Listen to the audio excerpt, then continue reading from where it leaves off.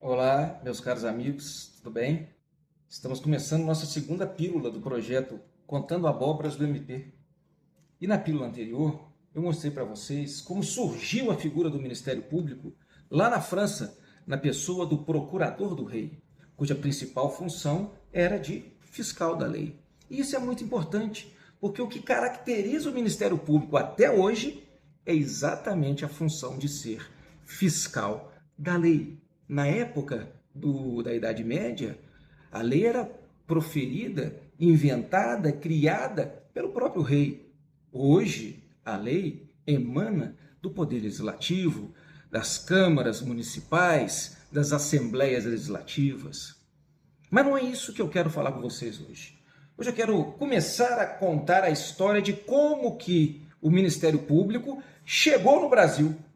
E para isso, eu preciso passar necessariamente por Portugal.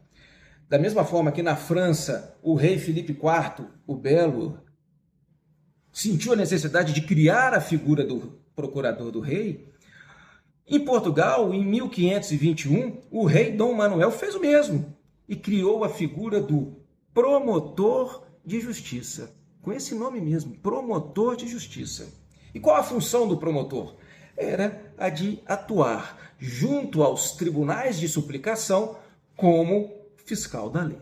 Tribunal de suplicação, para quem não sabe, e a maioria das pessoas não deve saber, eram tribunais de recursos que julgavam os recursos de todas as ações propostas em todo o vasto território do Império Português daquela época. Isso quer dizer que se você tivesse uma ação de despejo proposta no Brasil, colônia, e a decisão do juiz fosse desfavorável a você, o seu recurso seria julgado em Portugal. Agora imagina, se hoje, com os recursos sendo julgados aqui em Brasília, já demora uma eternidade alguns processos, imagina naquela época. Mais ou menos um século depois, em 1600, 1603, no início do século 17, houve uma nova reformulação do sistema judiciário português, interferindo diretamente nas colônias. As chamadas ordenações filipinas criaram os tribunais de relação, que eram como se fossem tribunais que faziam uma ligação entre os juízes de primeiro grau, que atuavam nas comarcas, e os tribunais de suplicação. Essas ordenações filipinas previam também a figura do promotor de justiça, com a função de fiscal da lei.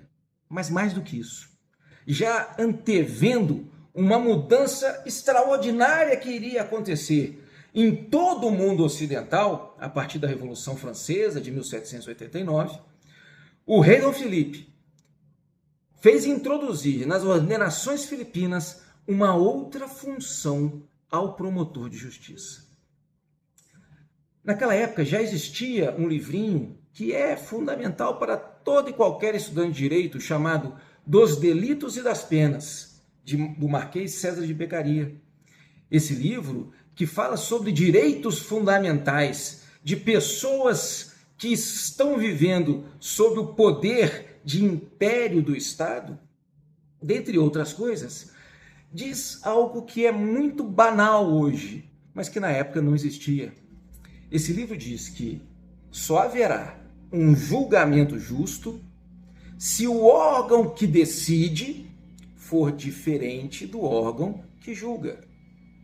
Só haverá justiça se a pessoa que decide for diferente da pessoa que acusa.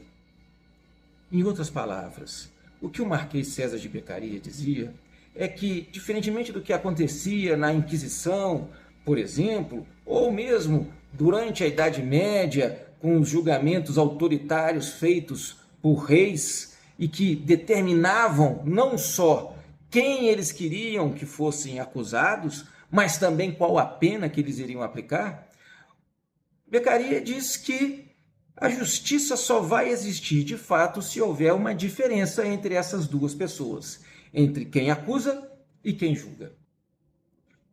E as ordenações filipinas estabeleceram que a função de acusação era do promotor de justiça. Mais do que isso, ainda disse mais. Disse que cabe ao promotor de justiça a curatela das pessoas mais incapacitadas naquela época, em especial dos órfãos e das viúvas. É isso, meus amigos, espero que tenham gostado e aguardo vocês na próxima pílula. Um forte abraço.